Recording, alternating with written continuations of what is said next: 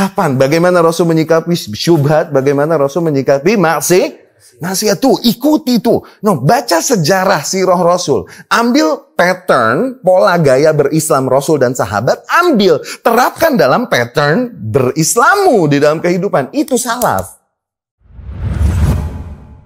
Wa qawluhu, dan firman Allah Subhanahu wa ta'ala. Di sini disebutkan sifat-sifat seorang dai. Sifat-sifat, yakni pada dirinya dan kemudian pada apa yang didakwahkannya ya. Ud'u ila sabili rabbik. Serulah kepada jalan Tuhanmu bil hikmah. Dengan cara yang hikmah. Dengan cara yang hikmah. Wal mau'idhah al hasanah. Dan dengan good example. Dengan contoh yang baik. Wajadilhum billati hiya ahsan. Ya. Wajadil yakni bantah. Jadil.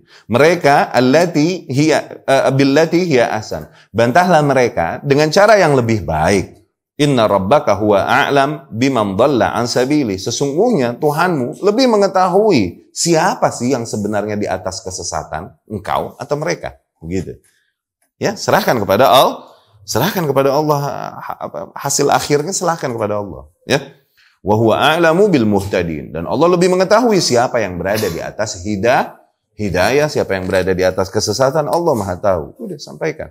Jadilhum billati hiya ahsan. Bantah dengan cara yang lebih baik. Serahkan hasilnya kepada Allah.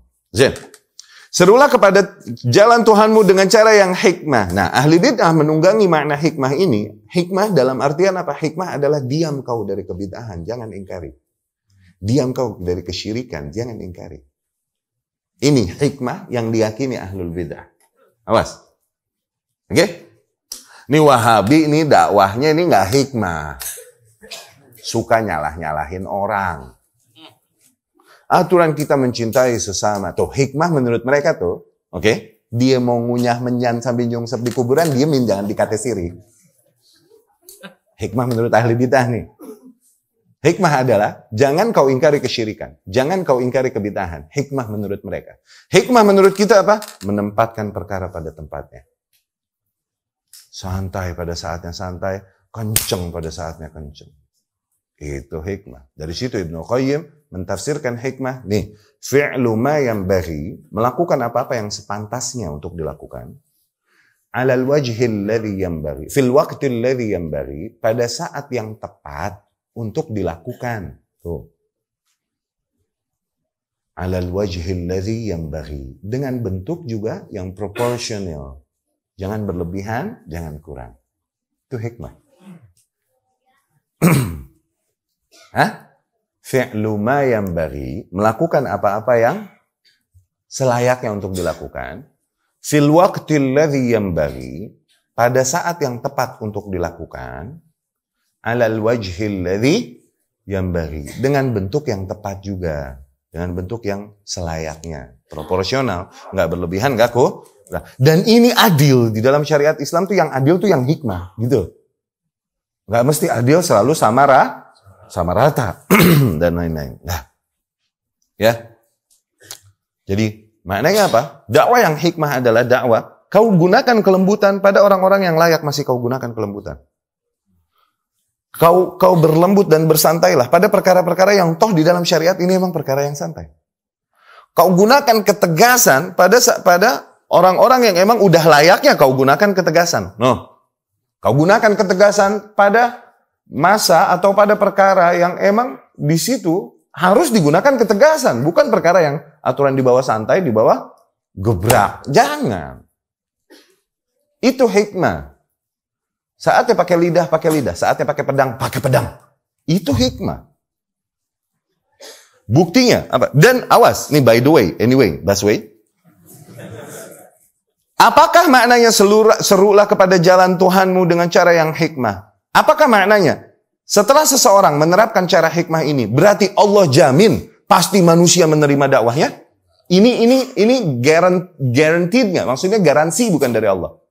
Bukan, ini lagi disuruh aja kita pakai cara yang hikmah. Adapun mereka mau terima mau enggak, urusan Allah. Yakni manusia yang paling faham maksud hikmah di sini adalah Rasul Sallallahu Alaihi Wasallam. Oke, terus nggak disakiti, nggak diusir sama kaumnya? Ini hikmah maknanya. Tegas saatnya tegas, santai saatnya santai, kenceng saatnya kenceng. Dari situ Syekh bin Baz bilang rahimahullah, tidaklah maknanya seseorang berkeras di setiap saat dan berlembut di setiap saat. Bukan itu hikmah. Demikian Rasulullah SAW. Ketika dengan cara lembut dan akhlaknya yang manis ditolak, bahkan disakiti dan diusir. Terusirlah dari Makkah. Tapi ketika Rasul datang dengan pedang, dengan invasi dari Madinah, barulah Islam diterima dan dapat dibersihkan kesyirikan. Siapa mau bilang bahwasanya Rasul menggunakan cara kekerasan, enggak hikmah dakwahnya? Siapa yang mau bilang?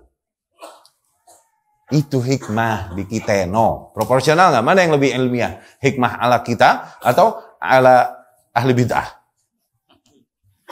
Serulah kepada jalan Tuhanmu dengan cara yang hikmah. Itu hikmah.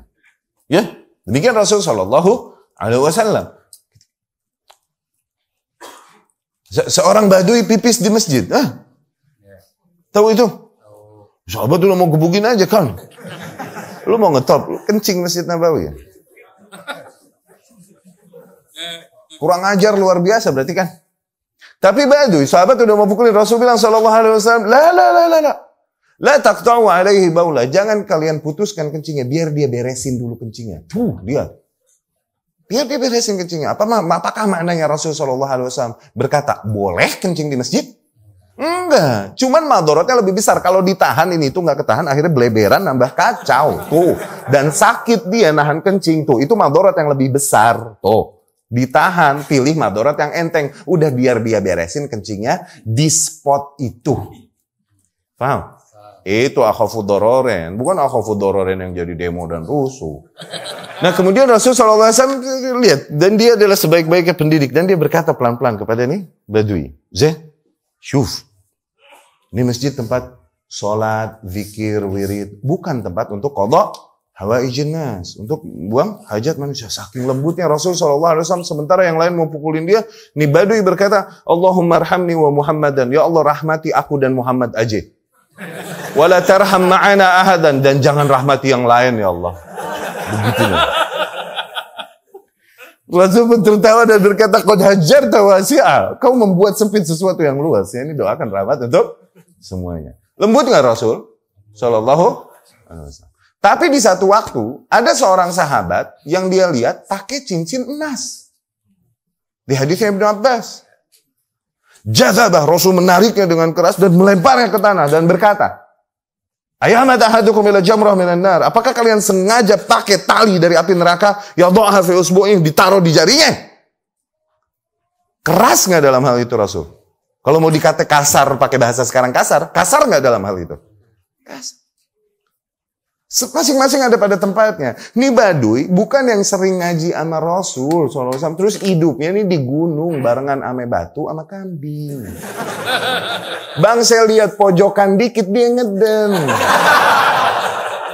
Nggak ada bedanya dalam sama luar badui, dan nggak yang sering ngaji bersama Rasul Sallallahu Alaihi Wasallam. Nah yang kayak gini sih dibawa santai dulu, Zen. Adapun sahabat, sahabat bangsa sering sama Rasul, perkara lelaki nggak boleh pakai emas aja dia nggak tahu. Berarti something wrong nih, lu rada ribet dagang mulu nih, nggak tahu ya. Kurang perhatianmu kepada ilmu nih. Tuh, dikencengin sama Rasulullah Sallallahu Alaihi Wasallam. Tuh lihat, semuanya pada tempatnya. Bagaimana Rasul menyikapi maksiat yang terjadi? Bagaimana Rasul menyikapi bid'ah yang terjadi? Rasul membela seorang pezina yang telah dirajam dan memujinya. Berulang kali kita katakan hal ini kan. Rasul SAW membela Abdullah yang 50 kali minum khamar, ketangkap cambuk lagi 50 kali. Rasul berkata, ketika ada yang melaknatnya karena sering melakukan hal itu, Rasul berkata, la tal'anu, jangan kau melaknatnya, innahu yuhibbullaha wa rasulah. Sesungguhnya dia mencintai Allah dan Rasul.